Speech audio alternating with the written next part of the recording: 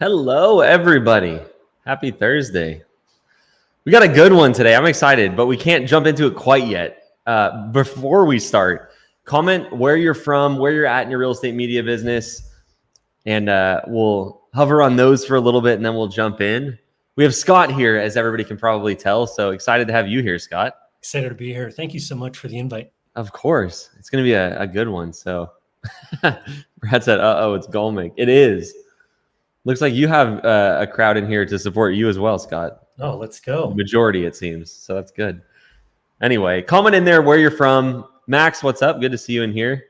Where you're at in your business is cool too. So if you're willing to, share in the chat your revenue, anything about your business that you want to share, it's cool because it helps us know a little bit more about who we're talking to, and we can kind of have some context when we talk about the different stuff we'll talk about today. So first half hour or so, we'll be talking to Scott, things he's learned growing his business, a little bit of his story. We'll bring some Q&A in, and then we'll hang out and do some Q&A after. So, okay, Austin, Texas haven't started. Just checking this out. William, glad to have you in here. Raleigh, North Carolina, nice. Oh, nice. This is a huge one. That's, I guess, the next thing we have to do before we jump in is the wins. So you got like both in one. So apart from sharing where you're at, share wins from the week. We'll start off with some wins. So Virginia Beach, having my first 3K week 6 months in. That's big. 12K month on track for if you keep that up. Oh, and I forgot to mention last week. If you're watching the replay of this right now, meaning you're not on the live, still interact, still comment on. A lot of people comment on YouTube, and we'll look there, and we'll make sure we're looking everywhere. But still comment questions you have, and our team can reach out and answer your questions. And we don't want anyone that's not on the live to go unturned as well. So still comment if you're watching the replay. But also come to the live next time. Yeah, well, it's let's not let that be a habit, right? Let's come to the lives, because then we'll get all bored and it'll just be us three talking to ourselves, and that'll be weird. Don't make us look weird. Definitely come to the lives. Eugene, Oregon, 7 to 10K a month right now. Nice.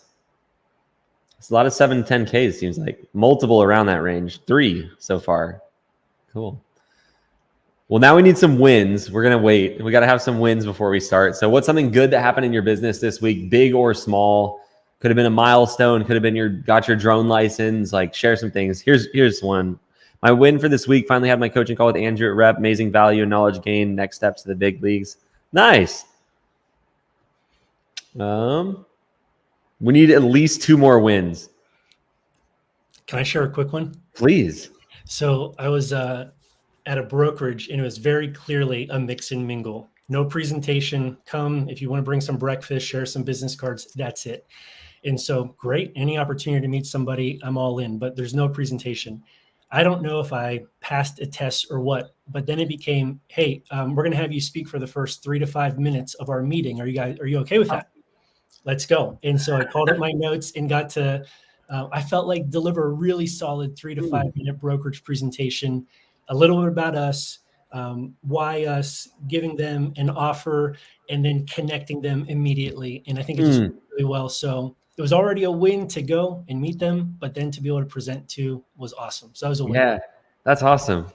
I wonder if they were like, once they saw you, they're like, all right, he can present. I have no idea how it happened, but that's right. So thankful. Yeah. Okay, let's see. Got my first broker on board. That's definitely a win. Congrats. Got my drone. That's a win. Just need the license, which it's not as bad as you probably think. Just study for it, get it done, get it out of the way. Had my discovery call with Isaac and my game plan call with Nicole last week. Looking forward to getting started. Nice, Ethan. It's a win. Brandon said I managed to talk to the builder that I used to work for, into letting me shoot all of their inventory homes. Nice. Congrats, Brandon.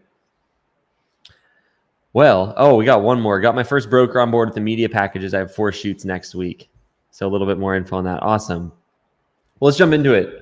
Scott, if you don't mind. I guess let's start with this. Some people know who you are in here. Probably the majority don't. So I know it's hard to sum up your story in a short amount of time, but can you just kind of go through what led you to real estate media, your growth, and where your business is at now? Absolutely. Again, thank you for having me on. I appreciate you guys. I mean, your whole team have been incredible and helpful and supportive every step of the way. So Yeah. Thanks Real quick, I can't interrupt you this soon, but I have to. I still remember when I know we've been talking back and forth, and I remember I was in Sunny Isles where I am now. There's this like walk path that I always go on, and I was whenever you were like, I'm in, and you jumped into coaching. I remember where I was when that happened, and I don't know why that sticks out. It's you. So every time I walk by, I just think of Scott. It's the funniest thing. So anyway, sorry to interrupt, Scott. Go for it. Love that. And so thankful to have made that decision. So here's my story. I spent the last 10 years shooting professional sports, shot NFL films, broadcast TV. And so had a background in marketing, but we knew that we wanted to move to Florida. Wasn't sure what work was going to be, but we wanted to move. So this is God's honest truth. I didn't even know that real estate media was an industry until we went to move. We hired our realtor based on the quality of her photos. My marketing background, I want somebody that's going to market our biggest asset the best. And her stuff always stood out. So then she said, all right, we'll list whenever our photographer is ready. I'm like, who is this guy? I'm ready to list today. I met him, and that's when it clicked. I was like, I think I can do this. And so that was then the deep dive into every one of your videos on YouTube, and then going through the course. And then it was just like hit the ground running. And so that was kind of the story. Learn as much as I could, as fast as I could. So we moved to Florida. We landed in Jacksonville. And when we got here, it was like, all right, let's go. I had already prepped with what the Instagram method was, and now it's time to start. So first shoot was March 27th of 2023. Things grew relatively quickly, great success with the Instagram method.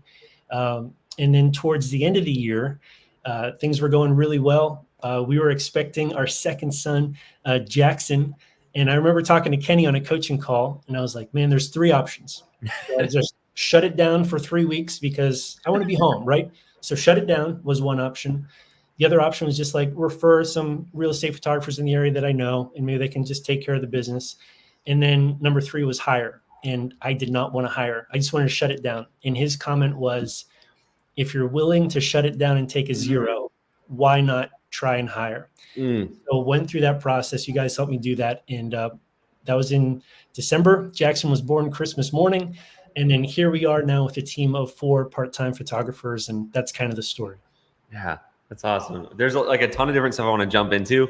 And then I know you have some notes. I don't know if those have a topic you want to fit them into, but you had a lot of success with the Instagram method. From my perspective, one of the things you did well is you just did a lot of like really genuine videos along with your messages. So that's something we recommend as part of our strategy now. And honestly, a lot of that's because of the success you had with it and others who have used video.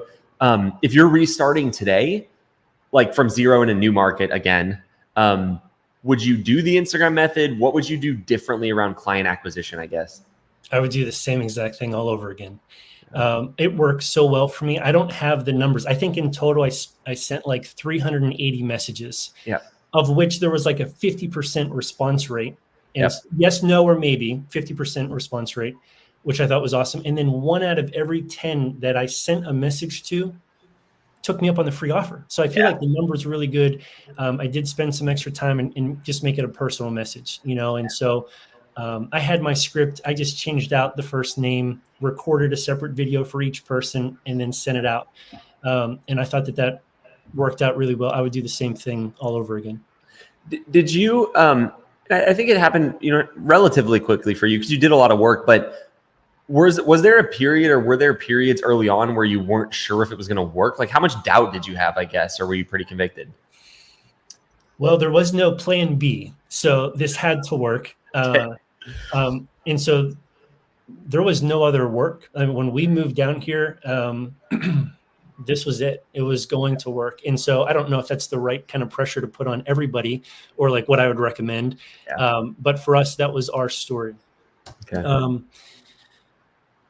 Yes, there was a time in April, late April. So I started the Instagram method mid-March. First shoot was late March. We're about a month and a half later where I'm like, I don't think anyone knows who I am. Like I've reached out and I just don't see the like fruit of it yet, and starting to wonder like how are people going to get to know me? And then it just like I feel like it caught up. The fruit of all of that work caught up. And then May was a $7,000 revenue month. I had started in March in Jacksonville. And then June, we eclipsed 10K. I think it was 13K in June. Again, revenue. But things really can happen. So was there a moment of doubt? Yes, absolutely. And I think the answer there was just kind of keep along with the process and also figure out how are people going to get to know you or your team, and you've said it before. I love the quote, the best known photographer is better than the best photographer. So how are you going to do that? And how do you get over those thoughts of just like the uncertainty? Because I feel like a lot of people have that, and they're putting in the work and they're like, I'm not seeing results.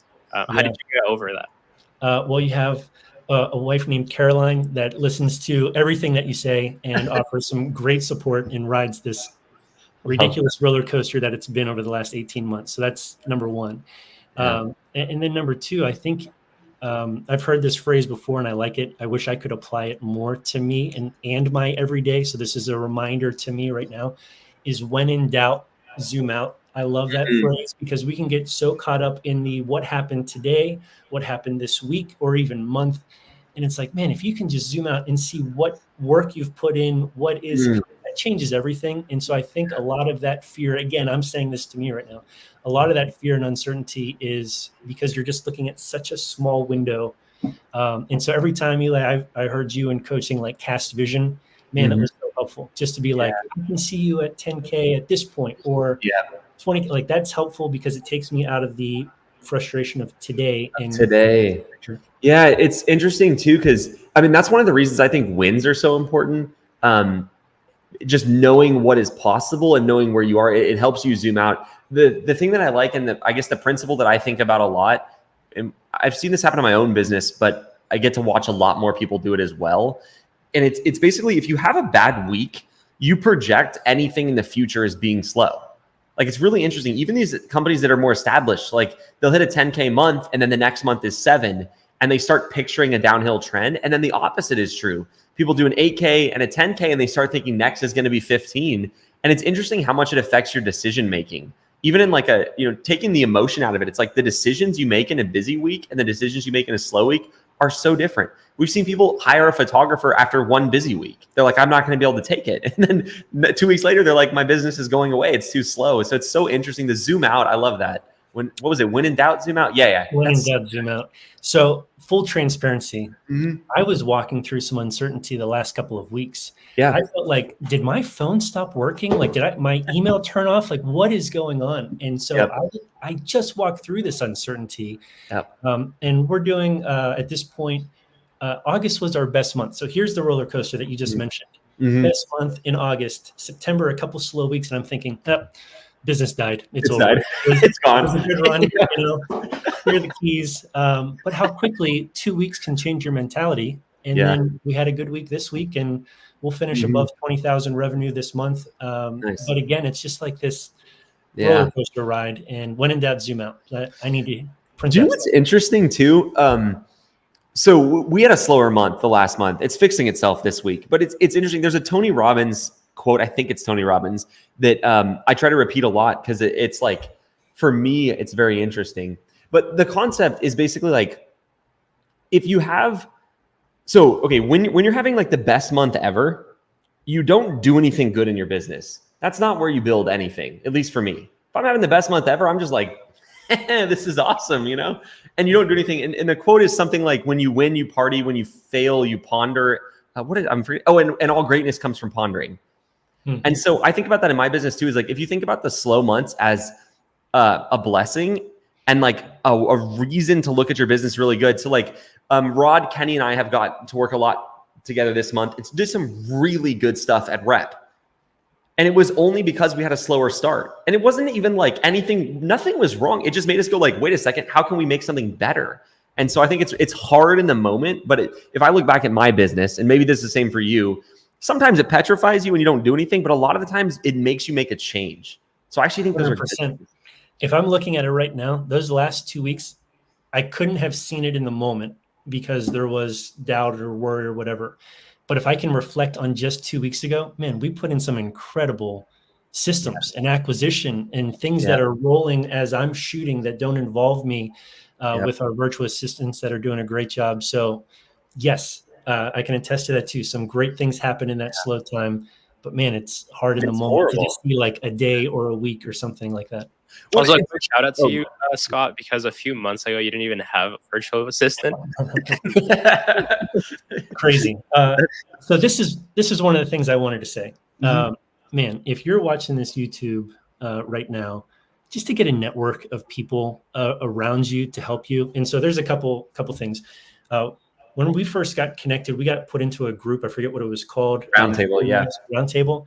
We talk daily. And to have that crew with us every step of the way is amazing. So shout out to them, man. Find your own crew and like get on Instagram, put up a group message and just encourage each other, ask questions. That's been incredible. So shout out to them.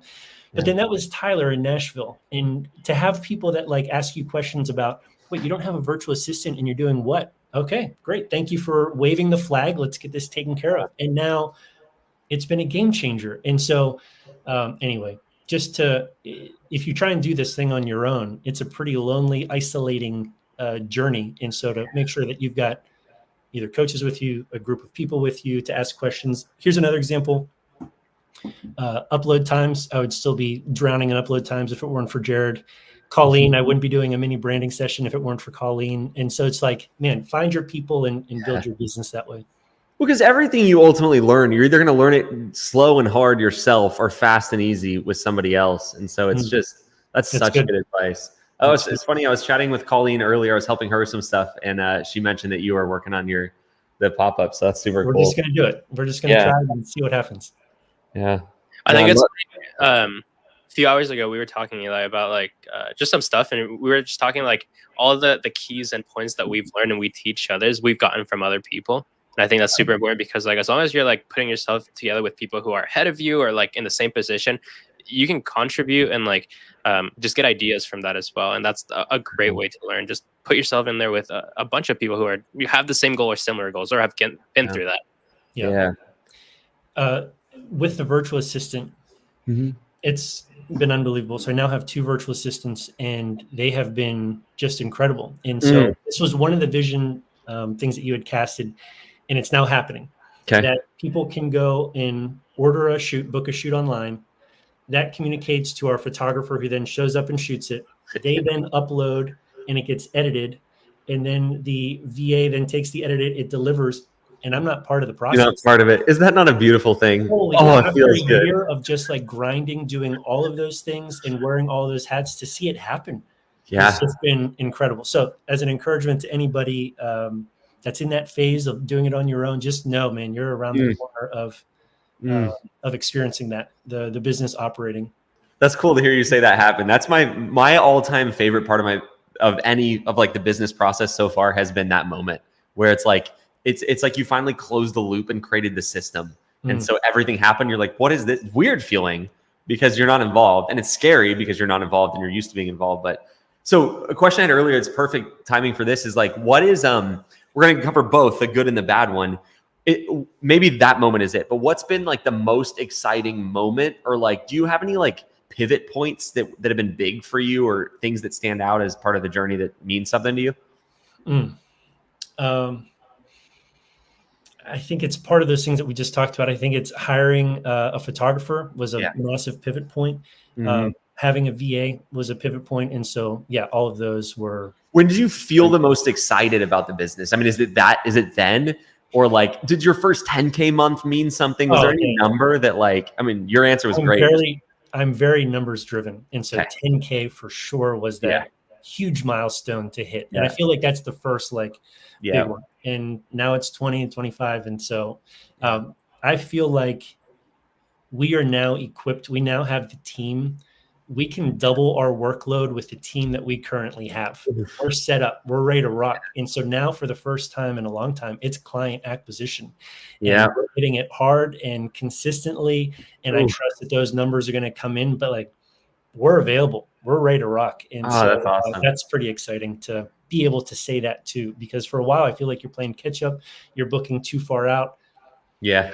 We've got photographers trained. We've got editors that are crushing it. We've got and so like we're a well-oiled machine ready for work, which is fun. Yeah, it's a good feeling too.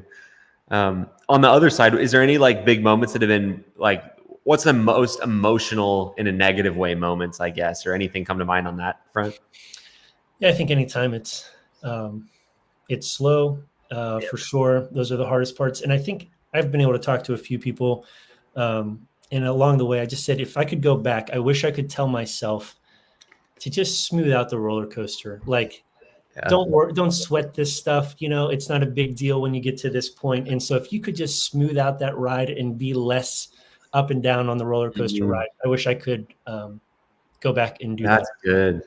Yeah. It is funny how your first shoot, if someone like a client upset never is exciting, but like if it's within your first 10 shoots, it's like the biggest deal. If someone just didn't like the order of the photos, you're like, oh, you take it, or it's like this. It is so funny because when you look back, it's like, wow, that was such not an issue. Like that was not an issue, not at even any level.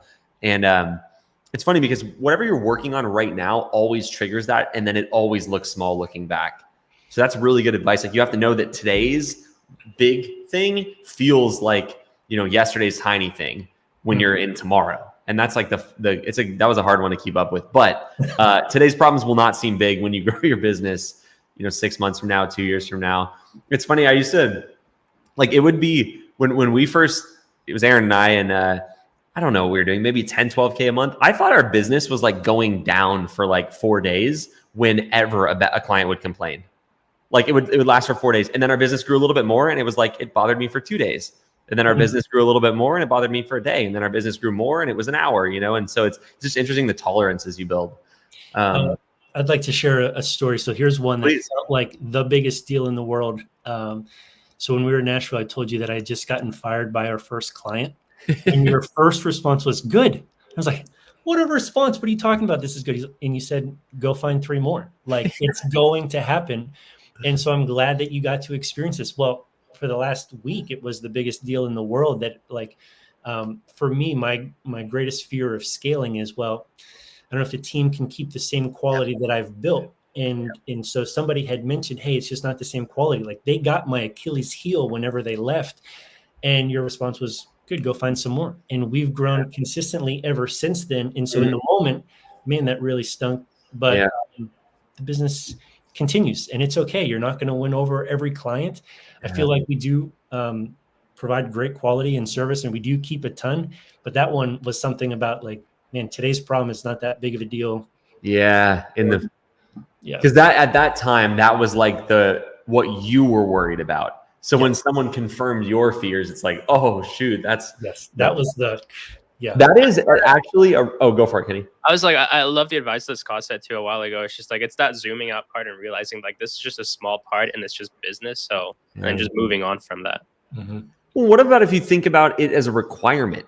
I mean, there is no company doing 50K or 100K a month that hasn't had many clients tell them the quality is not the same. So it's almost something that makes it seem better. I mean, it's like anything, there's going to be some changes you grow, but if you just go, okay, I got this.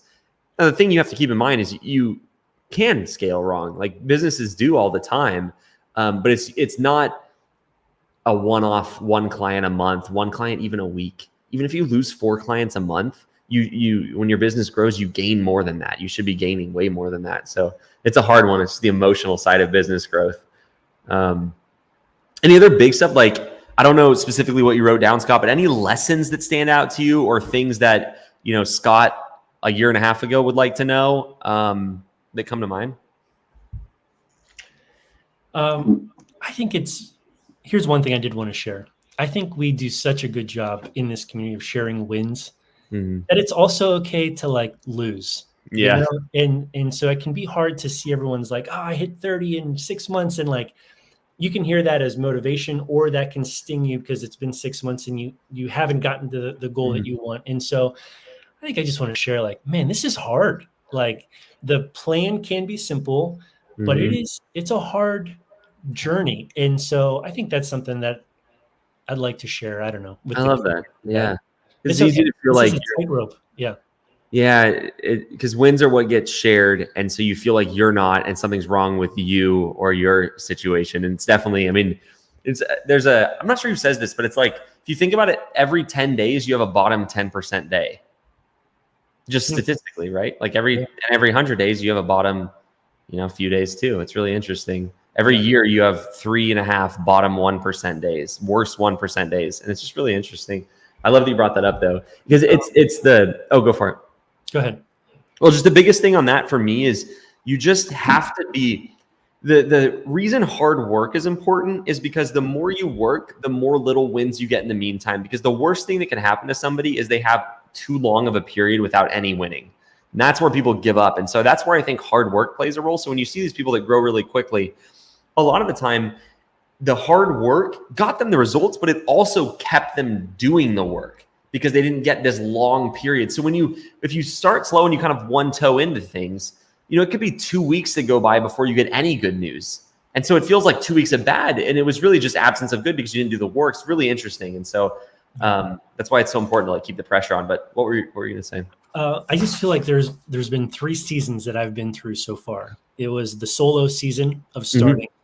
It was the replacing season. And that was hiring it took 2 to 3 part-time photographers to replace the workload that I was doing. And we're now at a spot that we've replaced what I'm shooting.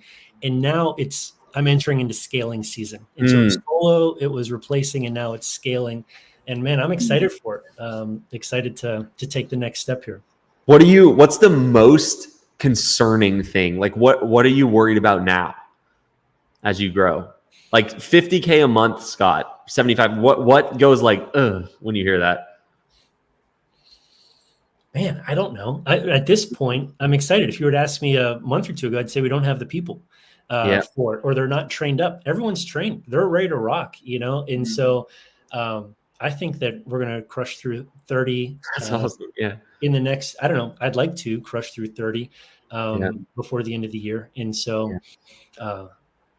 that's good. I mean, that means acquisition. There are points where businesses are just unbottlenecked and they have like this growth spurt. You see that a lot when you look at like a business's growth. I mean, at least from mine and the people I've seen, it's like you grow to the bottleneck and then people, depending on how fast you solve the bottleneck, you just kind of flatline there and then you unbottleneck it. So like with your business, that's where we are.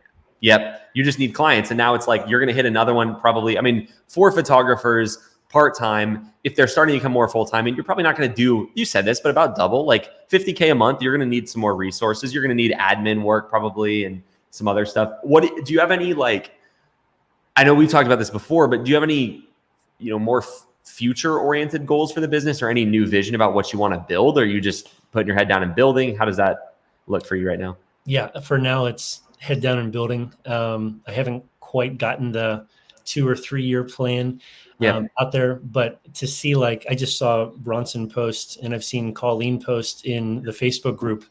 They were gone for a month and the business ran without them. Yeah. That sounds great. I'd love to get to that point. I've heard you share that too, with Norman and Young, you're checking in on the business, but things are operating. And so I think after hitting some of these financial goals and stages, yeah, for sure. That's the next step.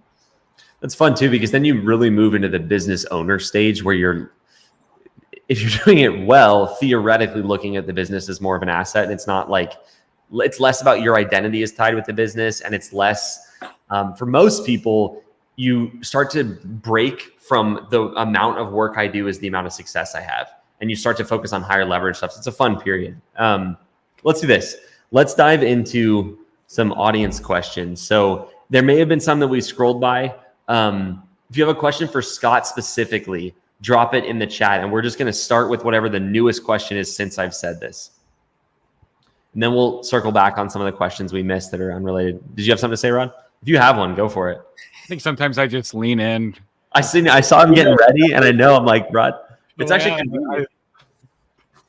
No, Santiago's in here and I had a cool chat with him earlier today.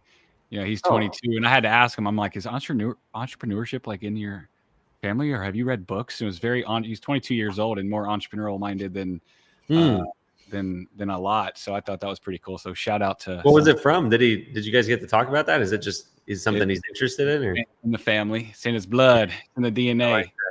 But he's got big goals. And after a bit, I asked him, his goals, and it got down to like just being able to provide opportunity to his family and to the world. I thought that was cool. So I was like, oh man, he'll fit in nicely with us. So yeah, that's cool. Oh yeah, there's a question. I was just going to compliment him the whole time. Sorry. I'll read it. Hey, Scott and Eli, I would love to know when you reached out using the Instagram method, what did you say in the videos you sent? What would be the best recommendation on outreach? So, Scott, what was your method? Like, what did you say in those videos roughly? Like, okay, it's been months since I've done it, so let's see if it's still there. But got my phone out, made sure that I was well lit. I used the cinematic mode just to blur out the background. I thought it made it look a little bit nicer. Start with a smile so that you don't start and your face looks like this. Start with a smile and then nail it. And so let's try it. We'll see what happens. Nothing like some pressure on live. I know. Hey, Santiago, my name is Scott Golmick. I just want to reach out and introduce myself. My family and I just moved from Pittsburgh, Pennsylvania down to St. John's, Florida, and we're excited to bring our real estate photography business to the area. I wanted to reach out and see if I could offer you a free photo shoot for your next listing. That way you could see the quality of our work, and that would allow you to test out our services risk-free. If that's something that you're interested in, would you let me know? Thanks so much. Have a great day. Oh, nailed it. Like Kenny got the fireworks going. Look at that. You got Kenny fireworks. That's an honor. I mean, let's go. It's very rare he busts the fireworks out. It is. I was excited. I've heard that so many times, and I'm impressed every single time. I'm like, yes. Smooth. Scott goes into robot mode and just nailed the perfect one right there. That was incredible. You just kind of, it took 10 of those or 15 of those that I didn't send before I figured out exactly what I wanted to send. And then you get into such a routine. Like I just cranked out 10 of those in 10 minutes or less, had that same text, copied it in. And so I would send that to people. I waited until they followed me back. I don't know if everyone does that or not. That way it didn't go into message requests. I'm not sure. But for me, it worked. So when they followed me back, they would get a personal message. And I think that was unique. And I think people responded well to that. And then a tip that you gave me before I even started was people want to help out business. Like they want to help a small business. They want to see you succeed. And so to be able to reach out and share that, I think that people responded well to it.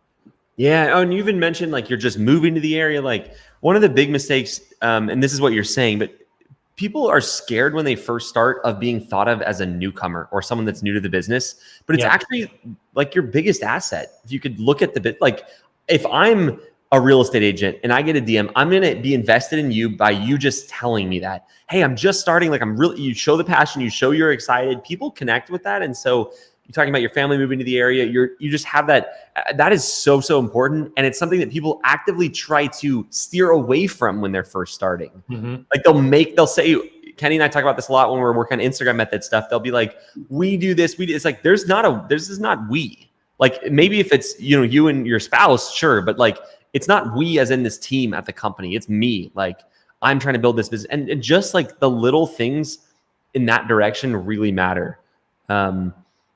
And I understand why people hesitate to do it because you don't want to be seen as like this new business, but it's the biggest asset. It's really interesting. Yeah. Let's see if we have any questions in here. Besides the round of applause for Scott on that one. How about Ian Littles? Right below. Oh. I need to get you permission in here, Rod. The next live, you will be able to log into our main login. So that way, okay, I found it. What revenue did you get to before getting a VA? Or what would you recommend, I guess, Scott? Because you did it like technically a little later than you probably would think is good. Yeah. So I think by the time we got a VA, we were between $20,000 and $23,000 in revenue. And so I'm a fan of waiting as long as you can so that you know the process. I may have waited just a touch too long, but to me, I wouldn't get a VA to do your Instagram method right away. Maybe that's really good advice. Like, no, that's what do it. Yeah. People want to see you and your face, and so do it. And I like that. All the tasks, I knew the tasks, and then I knew how to train. And so, again, for me, it was a little bit over 20,000 revenue, but maybe close to that is when I'd recommend it. Yeah, and we typically recommend at or above 10K and not before that too much unless there's a specific scenario. What you said is very, very important though, especially with the Instagram method. Any like mission critical stuff to your business, we think it is much better. And this is exactly what you said, Scott. You really need to learn it yourself because you'll outsource something you've never done. You'll be very ineffective at managing them. You won't know what performance milestones to expect. So you'll have no idea how to judge if they're doing good or bad. It's not a good thing. People see it as like a lazy approach or like the fast approach. I mean, I see it as a lazy approach, but people are looking at it as the fast way. It doesn't mean you have to do it forever. I mean, there have been people, Bethany in our community is a great example. She got it working and she was like, I hate this. And so she got a VA almost immediately to do it. And it worked. But the key is she got it working.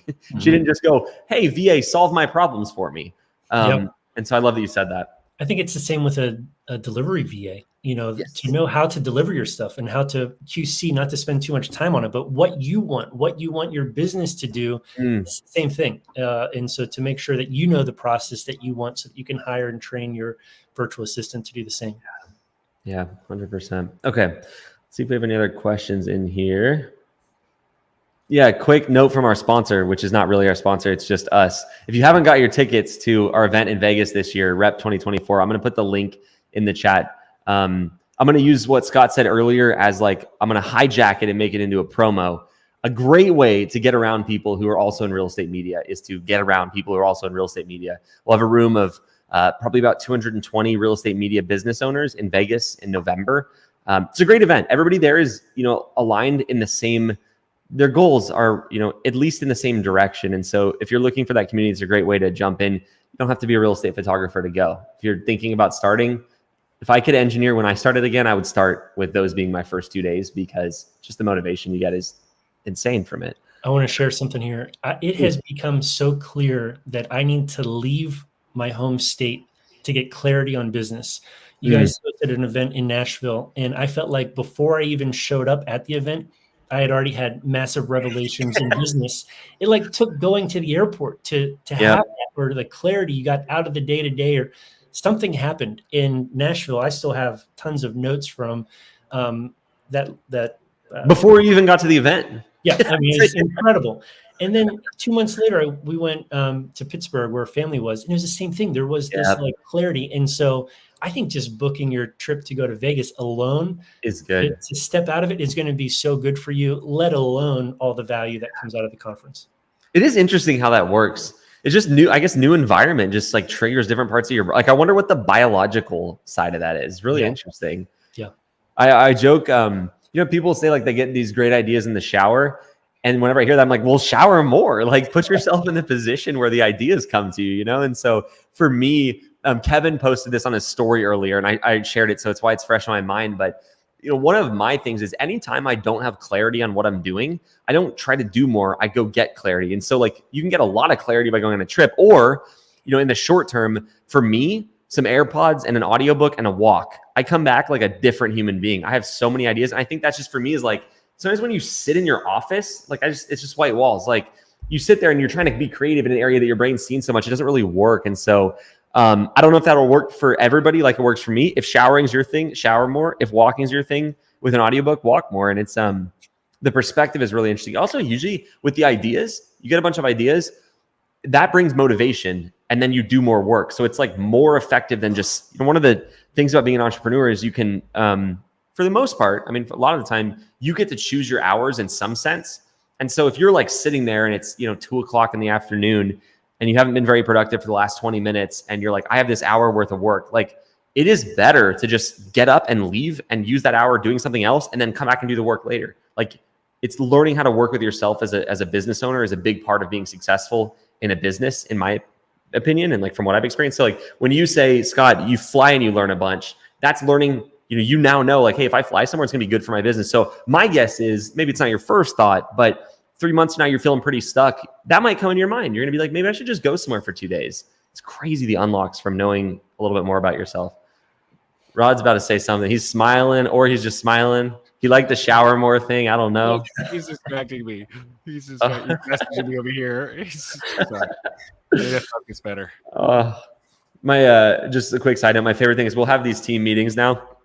And there'll be a good amount of us on Zoom, right? So I don't know, 16 to 20 people. And someone will do an inside joke to somebody else. And I could see the two of them smiling. And so my job, of course, is to ask them if they want to share it with the class. And so I try to make an example, be what are you smiling about? And they never want to share it. Anyway. All right. Let's grab some more questions here. There's a lot of good ones. Yeah. Which one do you like? I like Heath's. I like a lot. I like Heath's about work. I work 60 plus hours with my job. Hard to complete training. At what point should I exit the day job? Any advice? It's like what your gut say? Scott's like, I mean, I moved to a new area, and so immediately. But yeah, what practically? What do you think here? For me, yeah. It's all on you. Their fate is in your hands. No pressure or anything. That's a tough question. Working 60 hours a week is already a ton. And so my first thought is there any way that you can cut back on some of those hours? Is that full-time? Is that extra work? That just already feels like a lot for your work-life balance. And so at that point, I think it would be very hard to also dive into real estate photography. I think if you could trim back some of those hours and just dedicate an hour or two a day, if you can, to, I don't know if you're in coaching, Heath, or not, or like you want to go listen to some of the videos and learn, or go do a practice shoot, do that. But 60 hours and some just feels like too much. Lot. So, yeah. And so to exit the job, somebody wrote it in a book, I don't know, the idea of bringing the boat closer to the dock so that you can step into it, and to do that before leaving. All right, I don't know your financial situation, unless you have way more than an emergency fund and you can step away and be like, I'm going all in without the stress and pressure of finances, and know that, man, I can go all out for a month and still be plenty good to get this ball rolling. Maybe that's a different conversation. How else do you exit it? Man, that's a tough one with 60 plus hours. I don't know the financials also, but I would say cut down on expenses if you're, having to work those 60 hours a week. Cut those, expenses, and then cut down your time. Instead of full-time, be part-time, and then use the other time to work on your business. I was about to say, I want everybody to think about Scott's answer, but now I have to add in Kenny's answer because they're both the same. The people that, from what I've seen, grow successful businesses are usually, they have a big element of practicality. And so Scott's first thing was like, 60 hours is tough. Like, can you cut that down? And then his next thing was like, okay, can we cut that down? What's the savings look like? That's what it takes at the start. But I think the biggest thing is that a lot of people, they never build the business they want, because what happens is you're here, you have to take a tiny step down and then the steps back up. And that little step down, really hard for people. I understand it. Humans just don't like loss. Like, even for big gain, small loss, way more painful. And so thinking about that and just being like, okay, like, what is this going to take practically? Kenny said cut expenses. I know that's not always possible, but if you're working 60 hours a week, I would hope that your job, is giving you more than you need to live on, because 60 hours is a good amount of overtime. I don't know what the specifics are, but it's just, for anybody contemplating this, it's being really practical. Now, if it's 40 hours a week, the advice becomes a little easier because you have extra time. You can put in another 20, and you can build a business that replaces most people's income on 20, 25 hours if you're diligent. And so our general advice is you quit when you've replaced your income. Most people can do that, unless you have an all-in mentality and you know that accountability, financial accountability is going to be what you need. But it's different for everybody. Let's see. Any questions you like, Rod? Here, we'll give some, you're in commission sales. Can you cut back a little bit? Cut back and move higher? Yeah, if you feel like giving more context, go for it. I like this. Do whatever it takes. There were just periods of time when you're doing something that just suck. Like, you wouldn't want to do that forever. I fully understand that. And I told this last time because Kevin actually brought it up that he really appreciated when we talked about it. But everybody who's built a business had those periods that were terrible. They were just a ton of work or not enough money. I put myself in the ton of work periods because I don't like not having enough money. That makes me not want to work, whereas too much work I can handle. Kenny, I think you're kind of the same way. Like, you'd rather work harder, and that's good. So, like, for Kenny, for example, I mean, what has it been, 4 years ago now? 3 years ago? 3 years? That's crazy. Yeah. I mean, when he was building the initial start, we partnered together in REPP video editing. He was literally editing the videos himself all night long. And then he would work during the day. It was crazy. Like, to the point where I was like, I don't know if he's like, does he sleep? Like, what's the strategy? Like, how does this work? And so everybody has that. It's just that, some people, it's crazier period.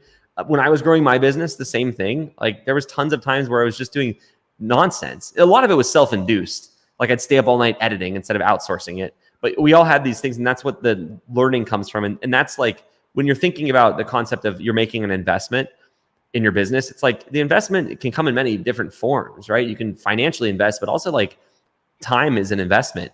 Lifestyle, you're taking a decrease, and that decrease is directly an investment paid into your business, whatever those are.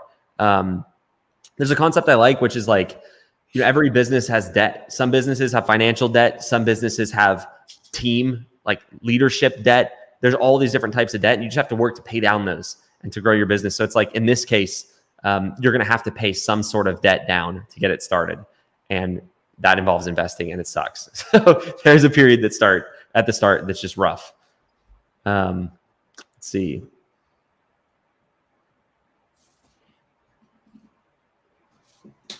This is a good one too. Like, part of what makes people successful are assets that help them be successful is things they've had in the past. So everybody has some past experience that's going to give you an asset or a lift. So if you're in sales, like, this is the first thing, it goes back to practicality, like phone outreach. If you're in sales, do more of that. The outbound method that we talk about, it's a newer method we've learned from people who've done it successfully. It can crush if you do it right. So you gotta be like, you take stock, like, what are my, we did a whole training on resourcefulness for last week's live.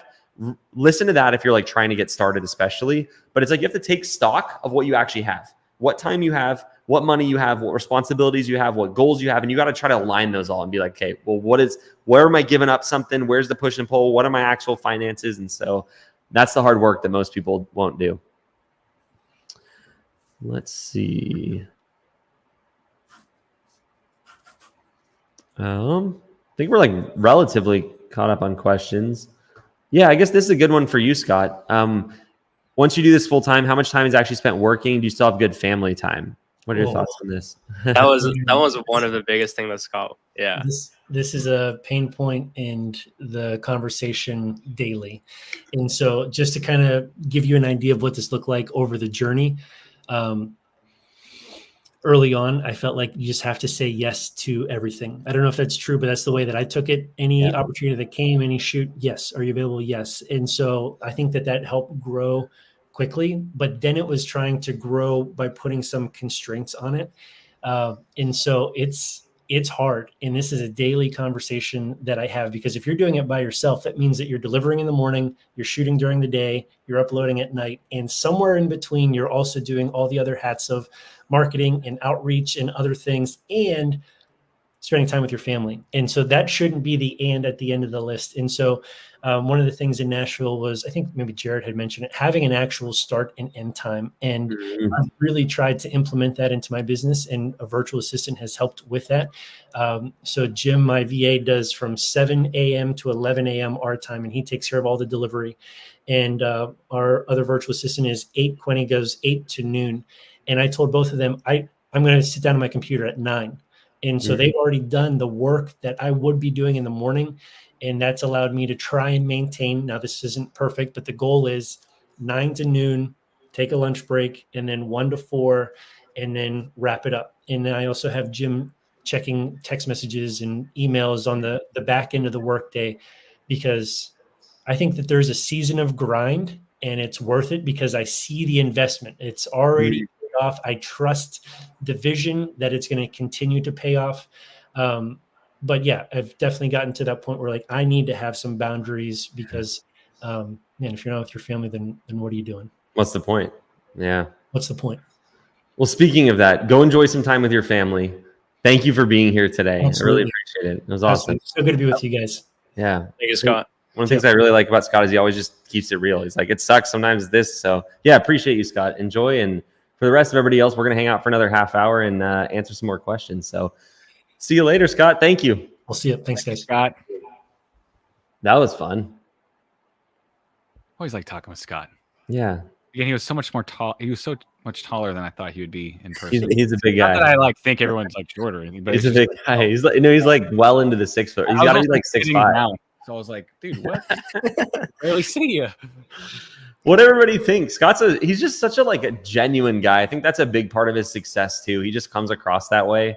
He's like that, by the way. Like, he's the same guy when there's 109 people that he's listening to as he was with 14 people in Nashville, as he is on a one-on-one call. He's just a really nice, gentle guy that he deserves all the success he gets. So yeah, that was fun. All right. Well, let's restart on the questions. If you have a question that didn't get answered, drop it in there. It's the three of us now, so we'll go to that. Scott's business name is The Real Estateographers. I think that's what his handle is on Instagram too. Super nice guy, as you guys all can tell. It was funny when he was one of those people, like, he was thinking about doing coaching. He was like, whether should I do it or not? And it's like, some people I know they're going to be successful quickly. And he was just one of them. He's got that going. It doesn't mean if you're not, charismatic like he is, you're going to fail. You're not. It's just, it might take a little longer, but yeah, just a cool example of someone who, one thing I will say about Scott that I think is really, really important is he did exactly what we told him to do when we worked with him. Do you agree with that, Kenny? It was like, if there's ever been a student who just did it, and it's not, I'm not saying that because I know it. I'm saying because we've done it wrong. We know what way is right. Yeah. Like, didn't he just do stuff you told him to do? He was like the perfect student. Like every weekly call that we had, it was like, all right, Scott, let's see your business. Okay, here's the bottleneck right this week that you're going through. You got to do this, this, and this. Like 2 days later, it's like, hey, just an update. He just goes, yes, and he leaves, and it's done. And it's done. And I was like, oh, you're growing. It's like, yeah, I did everything you told me.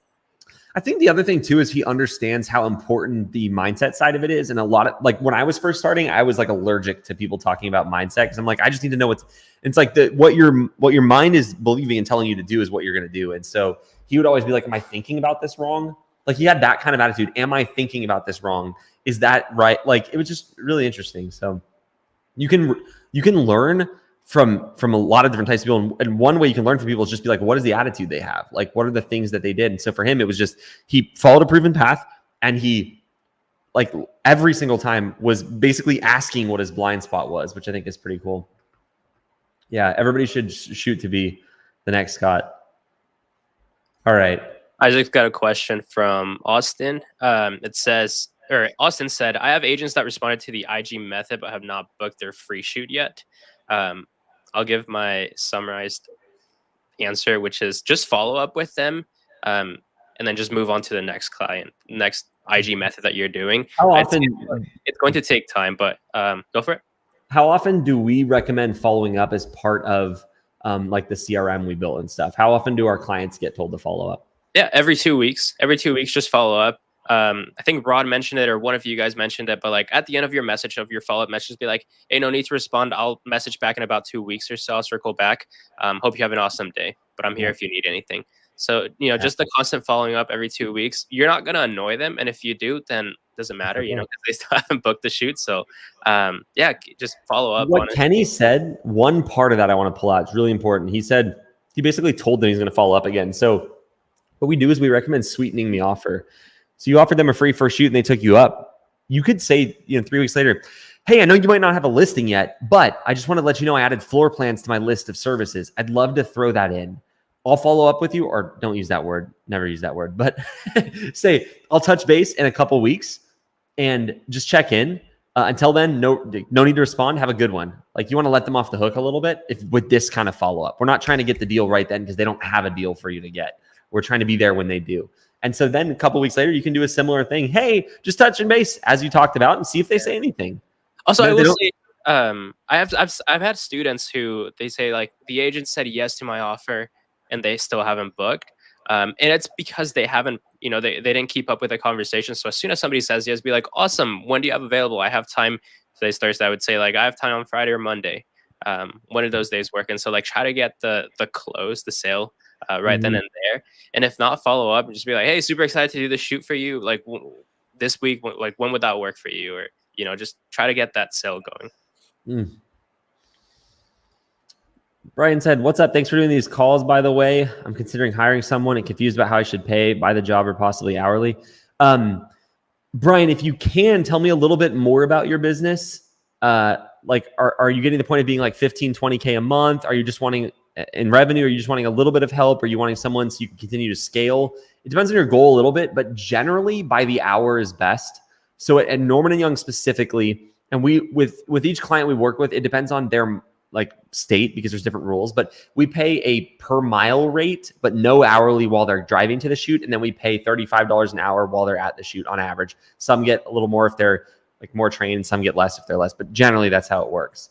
But let me know if you have any like additional information. I'll keep an eye on it for it in the chat. Let's see. Hang on one second. Sophie said, is Kayla the only one at Normandy Young that helps with client communication, text, emails, revisions, etc.? Does she have help? Kayla actually took a job, her dream job, I'm pretty sure, at least in the same industry. So we're super excited for her. She works in like juvenile probation now, which is totally up Kayla's alley. So anyway, Braylon is who is the admin at Normandy Young now. And Braylon does that herself, but she has people to send the stuff to. So Zhao for revisions. We have a team she can divert stuff to. But yeah, text, emails, calls. She's manning that herself. Let's see. Any questions stick out to you guys? Brian's follow-up does.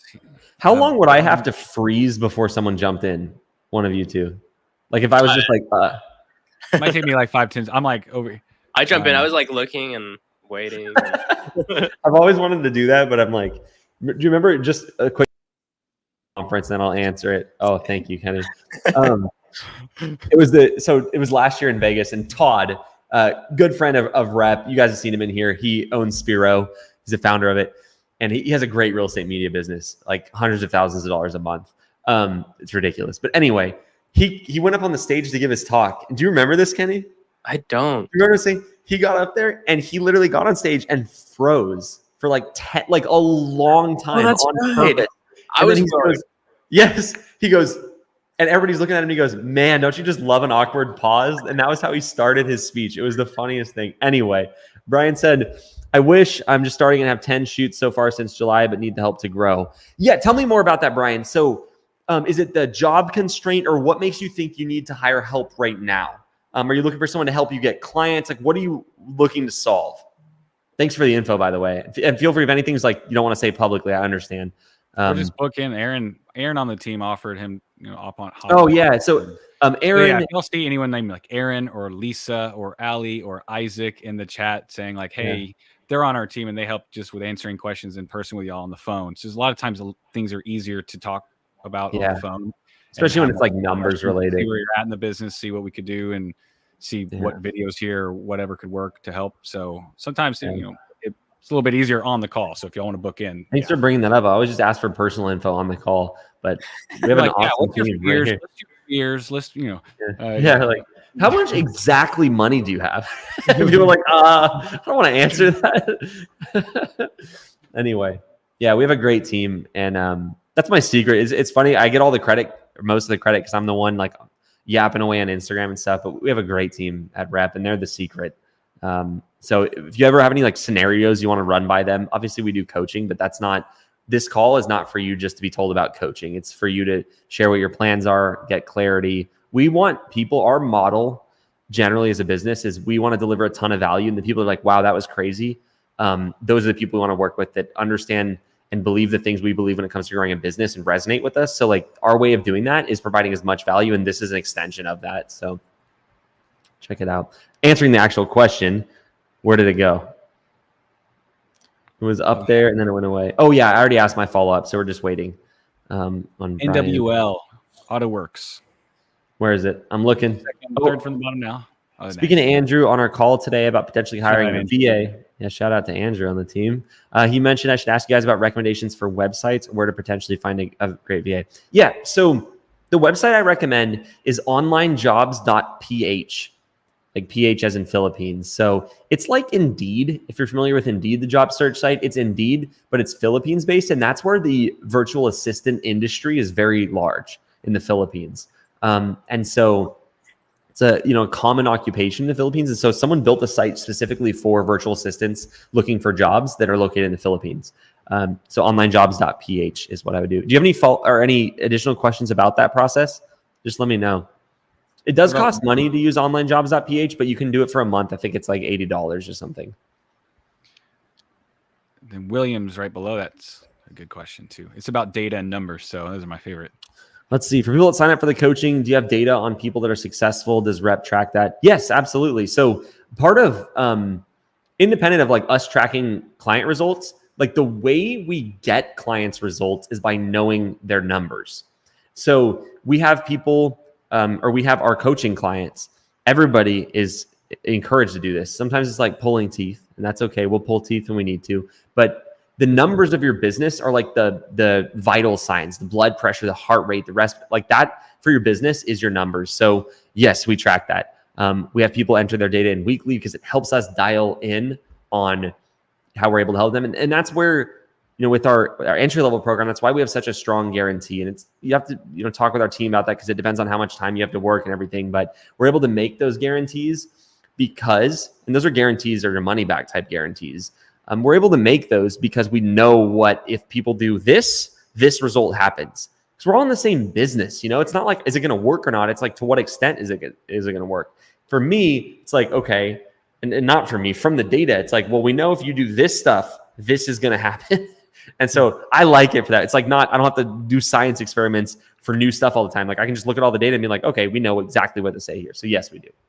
No, it's incredible. I mean, at this point, we just are able to reverse engineer anything. So on an individual scale, it helps us to help people's businesses. And on a grand scale, we just can make moves on a grand scale because we have all that data and can just reverse engineer goals. If someone wants to make $12,130 within 6 months, we'll say, okay, great. You got to do this, this, and this every week to be able to do that. And as long as they follow those things, they can hit those goals. So it's the key thing being, as long as they follow those things.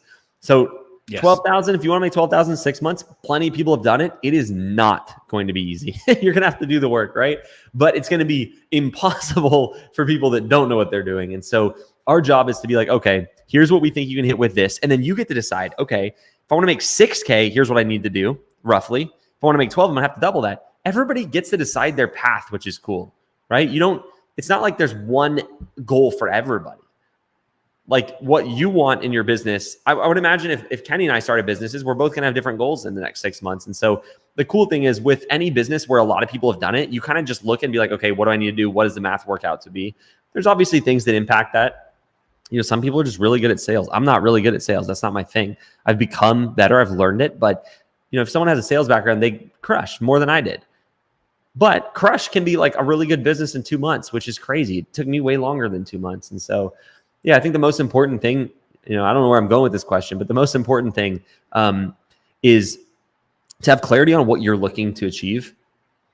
And so think about that. Everybody here, whether you work with us or not, this is doesn't have anything to do with us.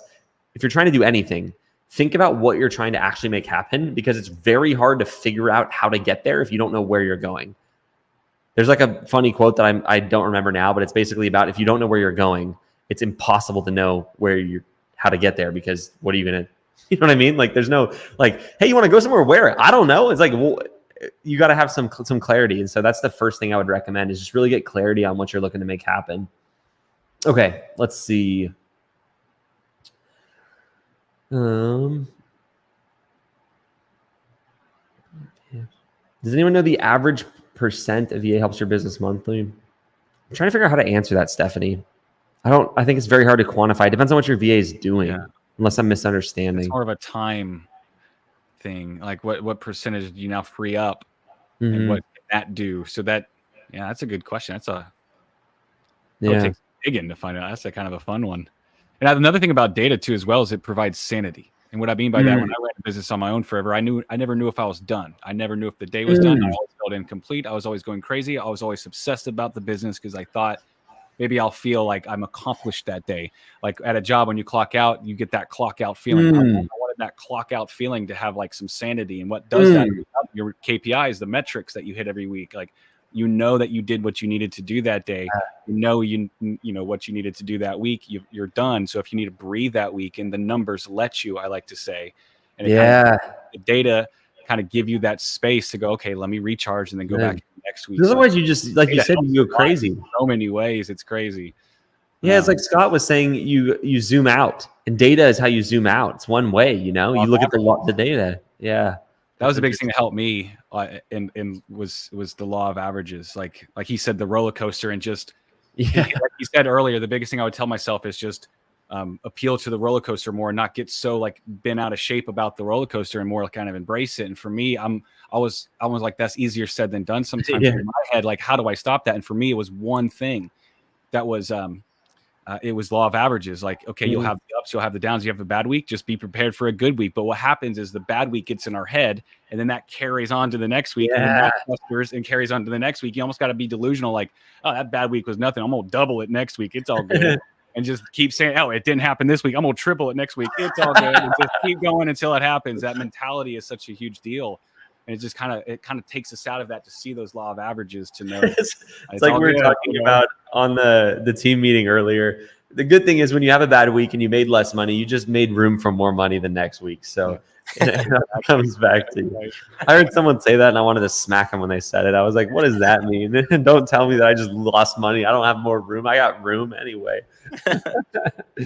Oh, Mr. Kevin. Hello, sir. It wouldn't be a complete Q&A without you.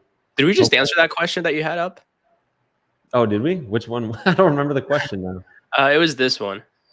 Oh, we didn't even answer it. What were the main constraints you faced when you're at 7 to 10K per month? I had some thoughts on that. Please. This is about the range where people stop doing client acquisition because they start feeling like they're busy. But I feel like they're busy doing the wrong stuff. Like, or doing too much of the things that they shouldn't be doing, like QCing too much, because now they think, 10K for a new person that just hit 10K, because I'm looking at students and, when I talk to them, they're like, yeah, I just hit 10K. Like, now it's scary. It's actually working. So what else? I have to keep doing this. I have to QC my photos, my videos, everything a lot more stricter, because or else I'm going to lose all my clients and things like that. So I would say with the people that I worked with, it's just client acquisition just completely stops, and then you focus on the wrong things, and then a slow month happens, and that's when you start realizing, like, crap, I should have done more client acquisition. That's good. So continuing client acquisition, but they don't have time because they're busy. So it goes back to what you said, is they're spending time on the wrong thing. So how do we fix that? Well, forced efficiency, like trying to make your time more efficient, is you look at your schedule and you're like, what am I spending time on? How can I cut it down? Being around other people that are trying to become more efficient will help you too. You can learn from them. System building, huge one, right? Every step that you take takes time. So if you can eliminate steps, if you can have more efficient systems, if you're not using something like Spiro that's an all-in-one, like doing that kind of stuff is really good. If you're at 7 to 10K though, and you have time, if time is your bottleneck, that's the thing, is like, what are the main constraints? For me, it was time, because I was super inefficient. For some people, they're not busy doing 7 to 10K a month. And for them, it would be like, they got to do more clients, but it all goes back to what Kenny said, honestly. Let us see. Finding another one. I didn't just freeze on you guys. It's kind of nice. A little breather for a second. I know. Just like an hour and a half live is like, speaking of clock out feeling, feels good after a good live. I enjoy my dinner a little bit more, which is what you said I thought was really good. We didn't get a chance to talk about it, but like, you have to give yourself that as a business owner, because there is no end. There is no clock out unless you force it. How did you know, for you, Rod, like, did you just have a certain list of things you wanted to accomplish and then you were done after that? Or what was your, like, how did you work that for yourself? It could be a mix. It could be a mix of numbers. Sometimes if it's real numbers focused, it can be, you could just keep working all night. So it can have a reverse effect. But just more of for example, when we're helping people back there, we have the checklist and the things that they do over the 6 months and everything like that. And just staying on top of those things each day. I'm losing my train of thought. You ever just talk and then like mid-sentence get distracted by someone's comment and you're like, what the heck am I even talking about? It's fine until there's 110 people listening. Then you have your list. You have your goal. You have your reverse engineering. You have the things daily and weekly you got to get done to hit that goal.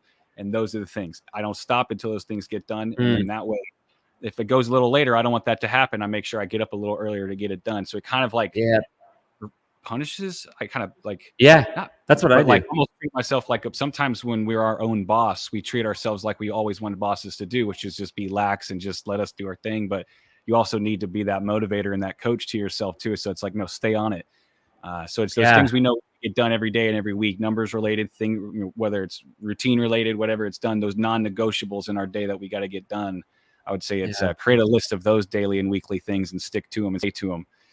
That's what I do with Google Calendar. I use like the blue tasks and I have recurring tasks. And so obviously, so I have tasks and I have meetings. my day's not done till my blue tasks are checked off and all my meetings are done. So I know that like if I'm running, like right now I have no more blue after this. So I know the second we're done here, I'm done. Check messages probably for a second, see what's going on. But I'm like done with tasks, so I can just leave. But it gives you that good, like I'm done. It gives you that closure for the day, which is really good. And it also teaches you, like for me, I'm not going to load myself up with unachievable blues because I know I'm going to have to stay up until they're done. And so it makes me be really clear about what I can get done. And then I actually get more done because there's nothing that will make you less productive than a 10-mile long to-do list with no end date. You will never get that done. It is much better to take one item a day and force yourself to get it done than just go, I'm going to work on as much of this as I can today. So I like you said that. It's like everybody ends up with the same conclusion, which is you have to actually manage yourself. And you can't just work all day and you can't never hold yourself accountable. It's like both sides of it is good. So, okay. Owen's question. Eli, what does it look like to run your business from afar? Is it significant income from Norman and Young? Would love to hear your experience. Yeah. So here's how I think about this. It's a spectrum, not an on or off thing. So there's levels of running your business from afar. So I'll start from like the least from afar is you doing all the work. And then you start to outsource a little bit. You're not doing shoots and you're doing maybe admin work. And then, you get to a point where you're working pretty consistent 40 hours a week. And then you can start backing that off. You get to decide how much you want to back that off based upon how much profit you want to pull from the business. So just from my standpoint right now, I do absolutely nothing at Norman & Young. Nothing on a monthly basis. I don't hire people. I don't run payroll. I don't do literally anything for the business. So I pay price for that. It costs a lot of the profit. I make over 6 figures a year still from Norman & Young completely with nothing. So significant depends. I could definitely make many 6 figures if I was more fully involved because I would be not having to pay for the jobs that I am that buy me that piece of never having. There's nothing that I have to get involved with at Norman & Young at all. And so for me, that is worth it. You have to decide what that is for you. There's a middle ground where you could be somewhat involved. When I was first working on REPP in 2019, I was like halfway involved. And so I made more profit, but I still had to use half my time. So that's the cool thing is you get to look at it like an asset. You're like, do I want to work for that business and give myself a job too, or I just want to make profit as the owner? So I've chosen only profit, no work for my business right now at Norman & Young. Let's see. Oh, we got some good ones in here. I just had to scroll down, turns out.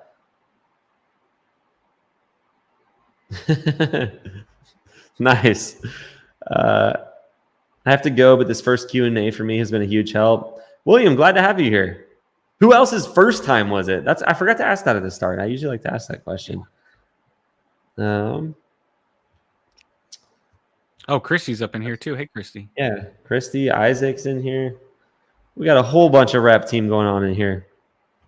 Ooh, this is a good one. What do you suggest using as a website for a real estate media company? Kenny, do you want to talk about our thoughts on this? Yeah. We don't normally recommend building out a website like through Wix, Squarespace, all of those. We use Spiro.media. And so that's where we build out our packages, our pricing, a la carte, like that's our delivery system, invoicing, everything. And then there's a cool feature in there where you can actually make a marketing website. And we pretty much make ourselves as a client. And then that's where we put all of our media. So like that's our portfolio, that's our website. And then, people can link into our packages, our pricing and all that. So I would say, if you're thinking of building a website, build out your packages through Spiro or whatever, website you decide to do it on, or software, and then make a marketing kit for yourself and use that as your website. It's going to save you a lot more time. It's very quick and efficient and it's easy to do. And after that, you don't have to think about it anymore.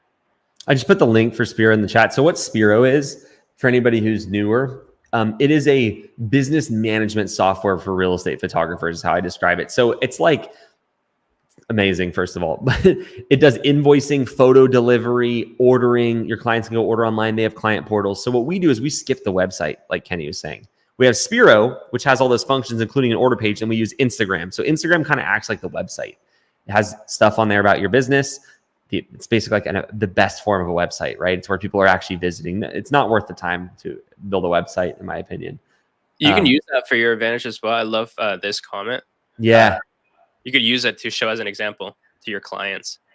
Yep. That's what Kenny was saying. That's what Sound like I referred to you in the third person for a second there, Kenny. That's what you were saying when you're, for everybody's context, when he was talking about the property website. So the cool thing about Spiro is every time you deliver an order to your client, Spiro automatically creates a website for them for each property. So it has like the property address, the media, everything. Clients love that because they get a free website with every listing. But you can make yourself a client and make that website as a demo. It's like Inception kind of style here. So it's like the website that the clients are going to get, but you're using it as a marketing piece to show them not only the media, but also the website.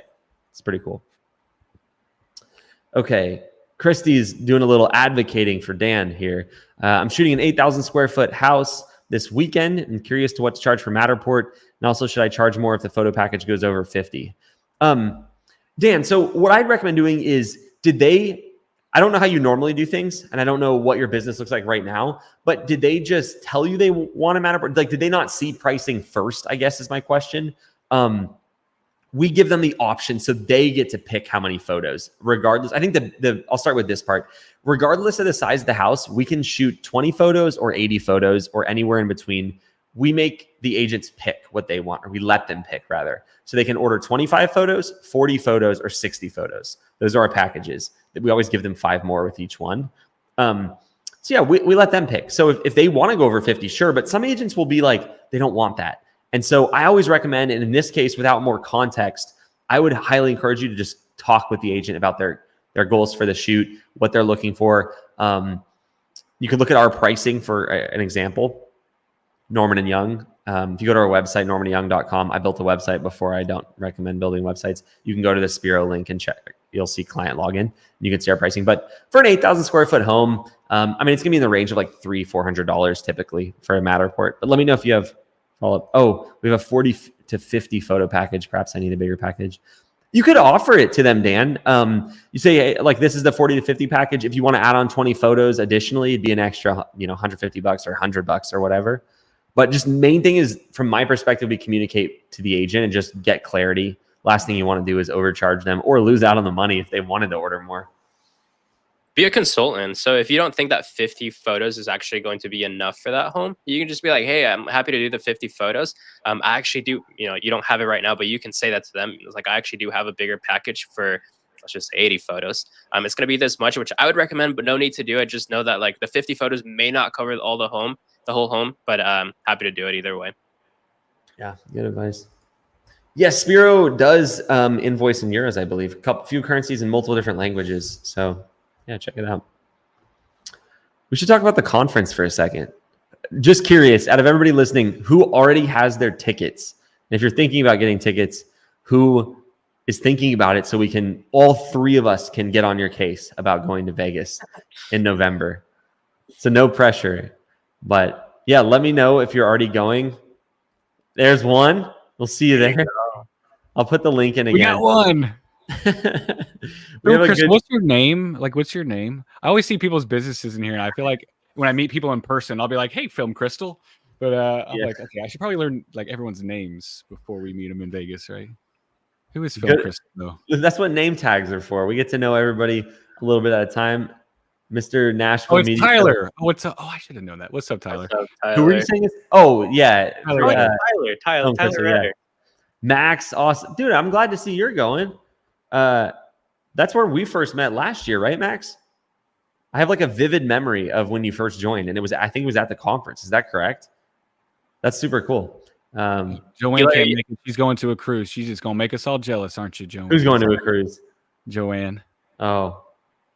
Leave for the cruise the next week. Oh, you got time in between, Joanne. Wait a minute. You could do both. That's like the ultimate. Do both. Come on, Joanne. This isn't an either or type of game. That's going to be great. We have a good lineup. If you haven't seen it yet, let me really quick. Scott's going to be talking. Scott is going to be there. You get to meet him in person, ask him some questions. But hold on, let's do this. We have tools and technology at our disposal, so we can do. Look at this entire screen. Can we do that? Yeah. Look at this. Okay. So let me show you this. So it's at Park MGM in Vegas. These are the dates: November 15th and 16th. By the way, you'll get an email, but just in case you don't, ticket sales are closing in like 15 days, I think. So don't wait forever just because we have to dial it in. But anyway, can you guys all see this? Are we seeing? All good. Here's who we got speaking so far. And there's some panels, a bunch of cool stuff. So Kevin, He's in here right now. He'll be speaking, built a great company. Cam as well has a big team. Looks like he's expecting $1 million in revenue in 2025. Pretty close to that now. Colleen, another good friend of Rep. Colleen and Tim will be there. Look, I mean, I think most people here know who these speakers are. So we're really excited. It's going to be a great event. It's a 2-day thing. There's a lot of cool stuff that you won't anticipate. And you have to be there for it. And I'm just going to shout out some of that stuff because I think it's really important. I know this is my conference. I'm just promoting the heck out of it.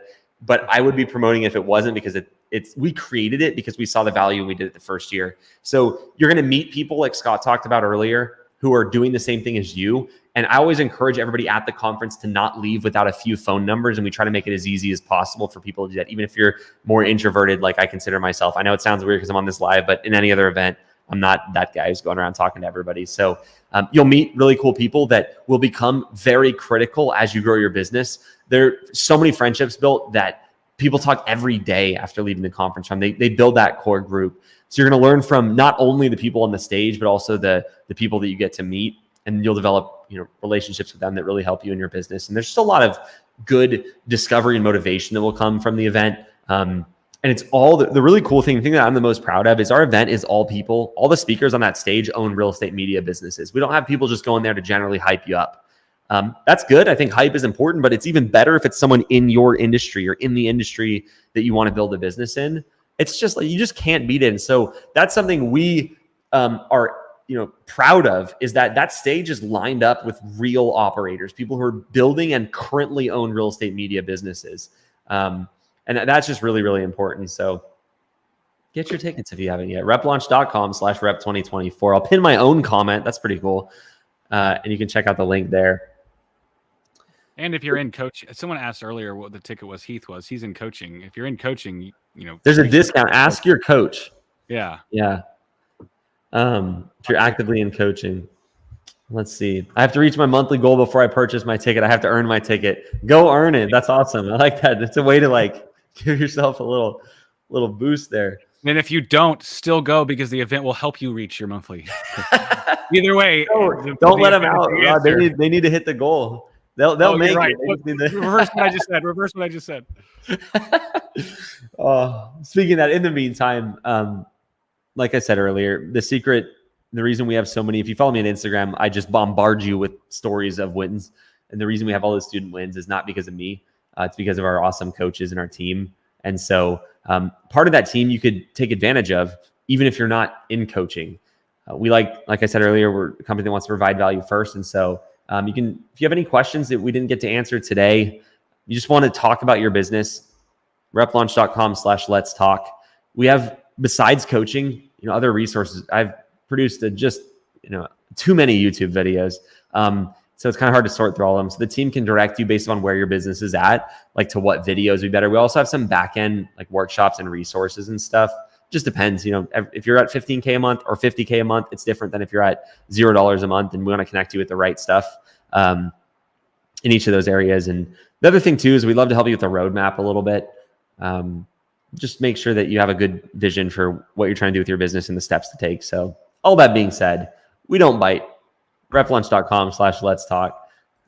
Look forward to helping you. So thank you, Rod and Mr. Kenny, for being here. Everybody else, thanks for listening. That was fun. Just thank you to Scott again on my behalf. That was awesome. So see everybody later. Have a good one.